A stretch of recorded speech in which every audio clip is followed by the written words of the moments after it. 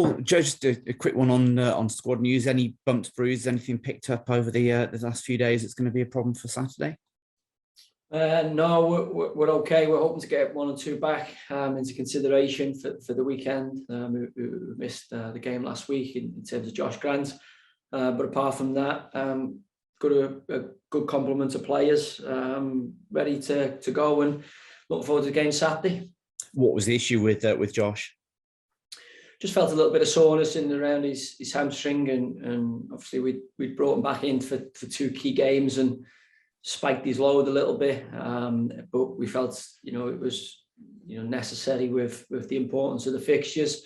That took its toll into the game last weekend, and I do feel in terms of the squad, the whole group, everybody's chomping at the bit, wanting to play, and for us it's really, really nice to have those options.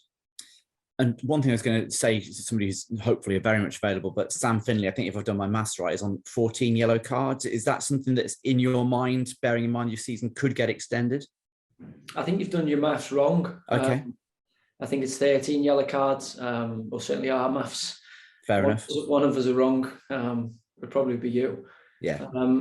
So yeah, we are aware of that. 2 games to go. If he picks up two bookings, then obviously that could affect if we further extend our season. But as it is, we mightn't extend our season if we don't field full strength teams in these 2 games. So for us, it's about taking care of the next challenge, which is Rochdale. We're well aware that they've got a fantastic home record, especially against the sides at the top of the division. Away from home, I think they've struggled a little bit, hence the reason they're in the position they are in the league. But we know just what a difficult game it'll be at Rochdale Stadium Saturday. So for us, we'll want our strongest team on the pitch. And again, Sam is a player who's got a number of bookings, but again, for us it's dealing with the one game in front of us, and if he picks up a yellow card in that, then it may change depending on the results. It may change, what we do in the Scunthorpe game. But as is, he's got 13 bookings, and we'll be picking our strongest team. Yeah, and rightly so. And you've been very sort of consistent on talking about, each game at a time, all the rest of it. Now that they're starting to run out, does that maintain? Do you have the same focus, or do you have to accept that actually for all the teams at the top of the table, there's a little bit more on these matches now? Again, I think you've seen Saturday for us, whether we want to, accept what's going on or not and what's at stake. It doesn't naturally permeate, players' minds and the building. People are aware of what's at stake, and that brings a kind of pressure towards it. But I always see that as a real privilege, to have the season that we've had, and to have the expectation and the excitement there, which we've now got. For me, is what you do it for. The other side of that is, you have nothing to play for at this stage, and you're thinking about where you're going to go on your holiday in the summer, and what kind of things you're going to do with that leisure time that the players get. It's only a small window in the year for them, but a 6-8 week window of off season is a chance to reset. Put targets in, work on your body, work on the stuff that maybe hasn't made you successful in the season, and get better. So many players will already probably be in that mind frame now, but then there's the teams at the top and bottom of the division who have still got everything to play for. For me, we experienced last year the opposite end of the spectrum, and it's not nice at all, and it does bring an angst and a nervousness, and it should do, because people can lose their jobs, and it's not nice stuff to be in part of a relegated team and a relegated group.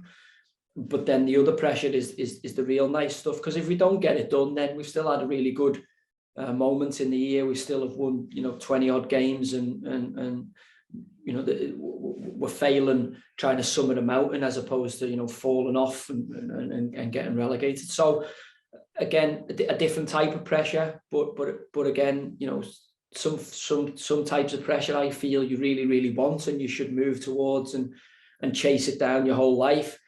Other types of pressure, if you cannot have them and avoid them for your whole career, then it would be wise to do so. But for us, we've got to see this as a real privilege.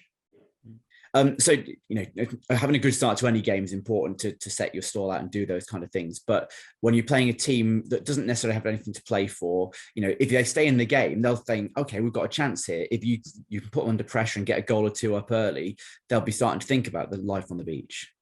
Yeah, look, I don't think you'd ever come into a football club, a football match, certainly professional, that teams don't have much to play for, because you'd always want to do well for your own professional pride. You want to do well because you don't know who's sitting watching the game in the stands, whether that's family members or scouts of other clubs. And also, you get paid and have a professional responsibility to your manager, to your teammates and the fans to give your absolute maximum. So for me, they can be tricky, because people naturally think, someone's going to not quite be at it. But again, we're talking about pressure, not previously. The absence of pressure for lots of players can really, really help them. And the reason people play at the levels they play at is because some can handle pressure and some can't. And, the training ground, every single training ground up and down the country, there'll be lots of brilliant players during the week, but then you put a crowd in and you put points on the line, and the pressure can affect them, usually for the negative, in lots of cases also for the positive. So, the tricky games, the dangerous games, we know Rochdale are a good side from when we played them at our place.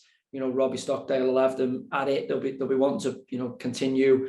They're a good form at home, and they'll want to spoil any ambition or any momentum we have, because they're professional men and they'll be given their absolute all for their club and for their team.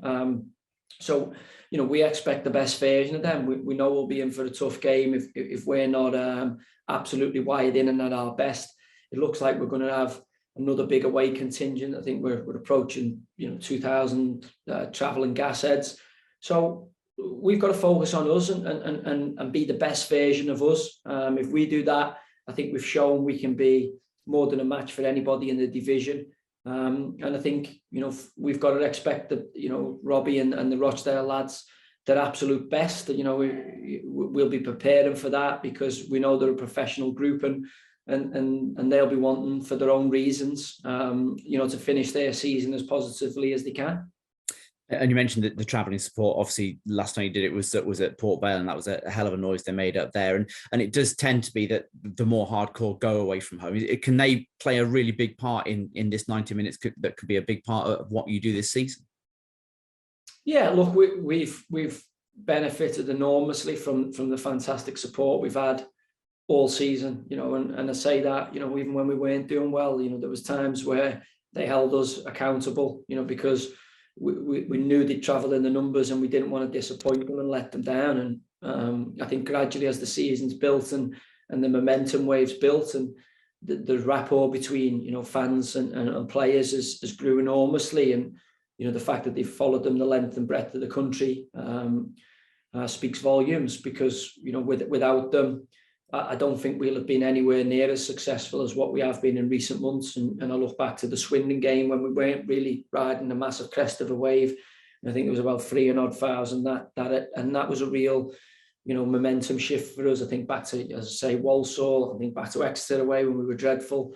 And the Gasheads, as I say, they haven't come up short for the group in any match. They've travelled in ridiculous numbers, given such good support to the players, and all we want to do is keep making them want to be at games, keep making them travel in the numbers they are and make the noise that they do, because they're proud of the players who are pulling on the quarters. And as I say, for me, we want to give them success, and we want to give them a great football team, and without them, we're just another football club. We're just another team. With them, they give us something special, and we've witnessed that last time out at Port Vale. And I'm hoping Saturday, they're there in the numbers again, and I'm hoping we can give them another really good positive performance, and hopefully take maximum points.